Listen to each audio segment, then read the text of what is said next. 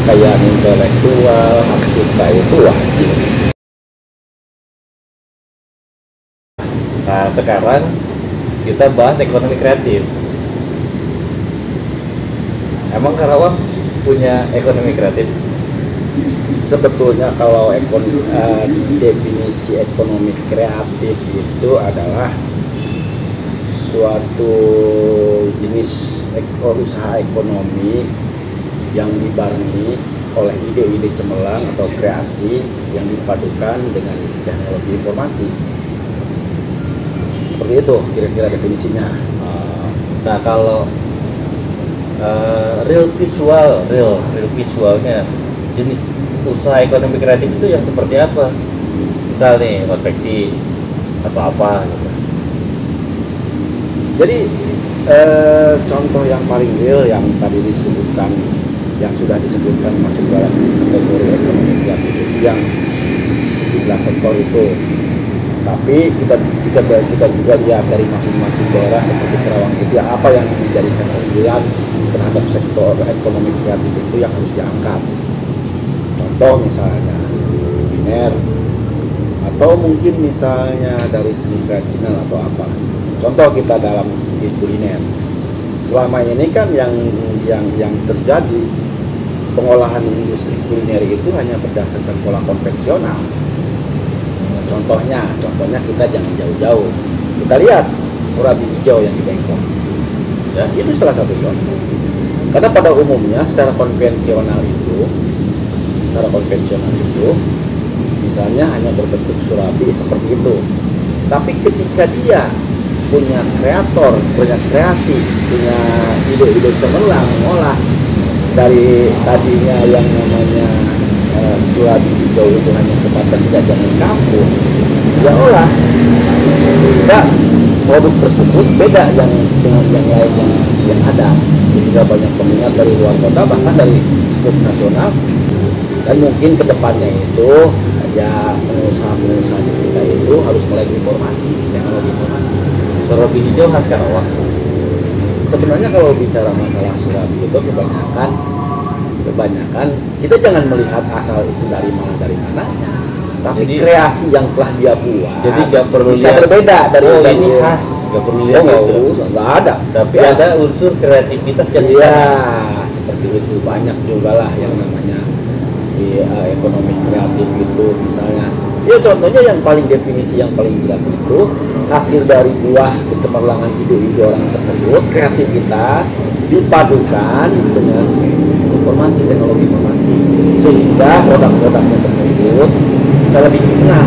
Syukur-syukur kedepannya produk tersebut menjadi konsumsi internasional juga, ketika dia bisa memasarkan, bisa mengemas hasil produk dari ide-ide cemerlangnya menjadi sebuah produk yang bisa dikenal oleh masyarakat dan dinikmati.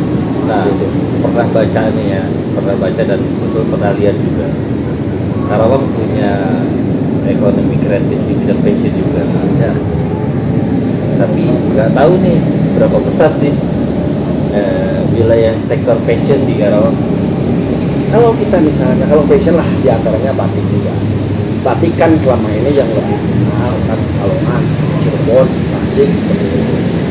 Tapi karena misalnya orang-orang seniman, terus pengusaha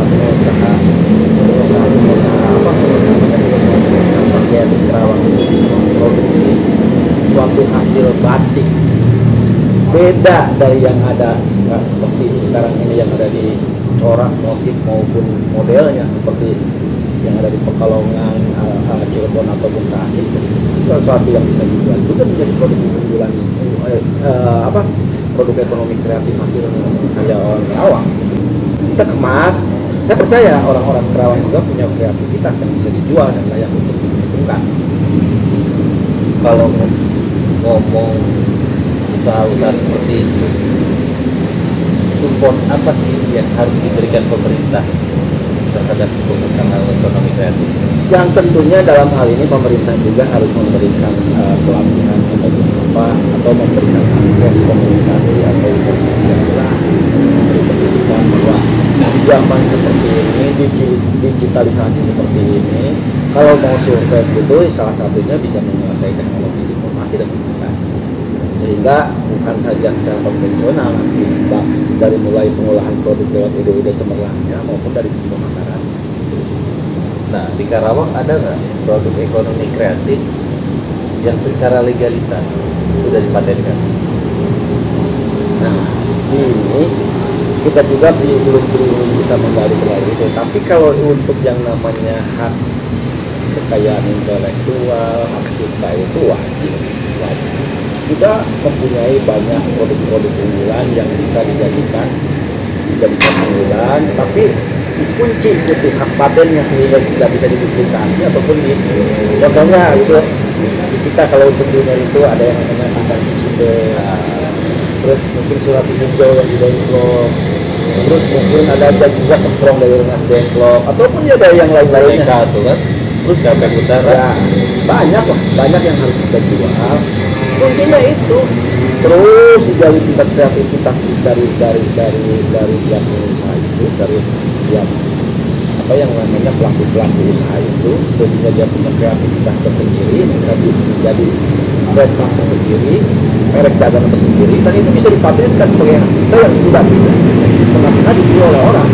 Itu. Jadi Pemkab dalam hal ini wajib memfasilitasi pengusaha itu. Wajib dan harus, karena itu juga menyangkut kekayaan Karawang sendiri yang harus dilindungi keberadaannya sehingga bisa eksis dan survive di negara depan.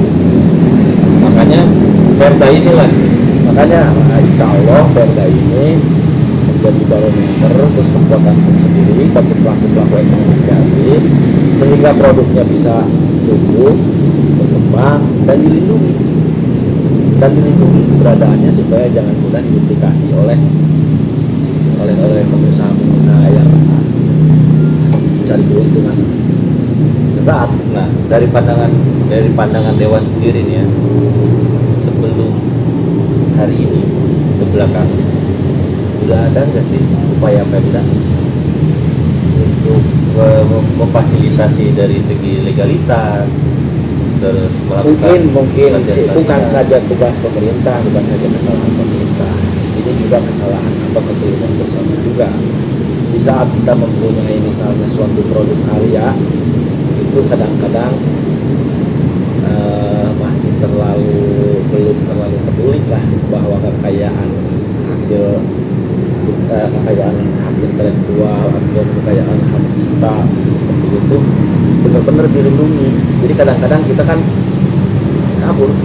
Terus yang kedua juga mungkin kita harus bertahan dengan produk unggulan kita. Karena apa?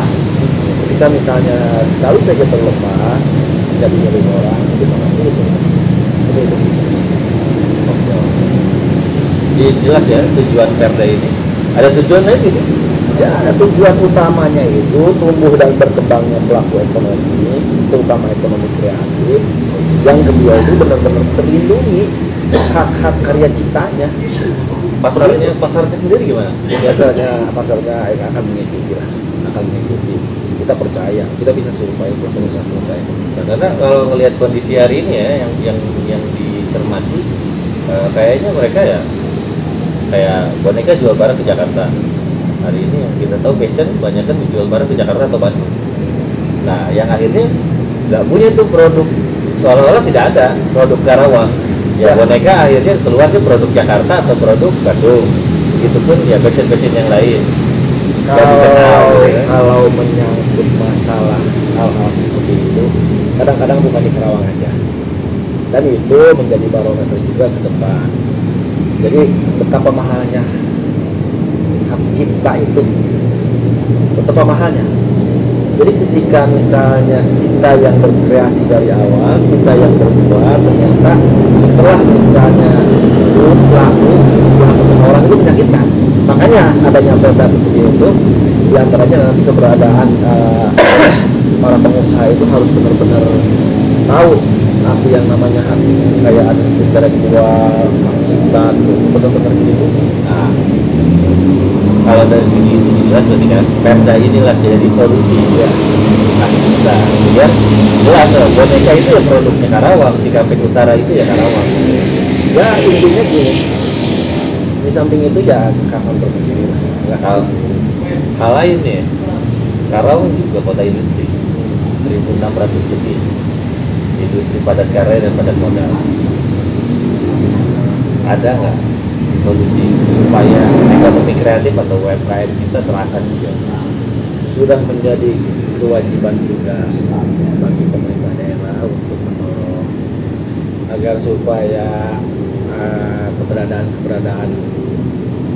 keberadaan pengusaha ekonomi kreatif itu, yang dalam hal ini kita bicara masalah UMKM ya, menjadi mitra bagi pengusaha besar, terutama yang ada di Karawang ini sekitar 1.600 usaha lah. Sosialisasinya nih udah ada perda, tapi masyarakatnya nggak tahu. Itu tugas di Kominfo dan juga tugas Dewan juga, ketika misalnya turun ke tiap konstituennya memberikan paparan atau arahan yang jelas tentang keberadaan perda terhadap suatu hal yang Sekarang kan masih masa pembahasan. Ada rencana nggak mau turun sosialisasi ke tempat yang memang desa-desa yang punya ekonomi mungkin kreatif? 1 bulan lagi ke depan mungkin kita menjalani masa reses ketiga untuk tahun sidang 2021, atau mungkin sekarang juga kan masuk di tiap desa itu udah memasuki masa musyawarah desa, nanti ke musyawarah dapil, musyawarah kecamatan, terus musyawarah dapil. Mungkin kita ini sedang bukan hanya perda tentang krab ini, tapi perda-perda yang lain juga. Jadi menjadi tugas bersama juga, bukan saja pemerintah daerah dalam hal ini bupati dan jajarannya, mungkin kami dari DPRD juga harus ikut serta gitu dalam memberikan pendidikan politik untuk masyarakat. Jadi runtutannya jelas ya dari awal.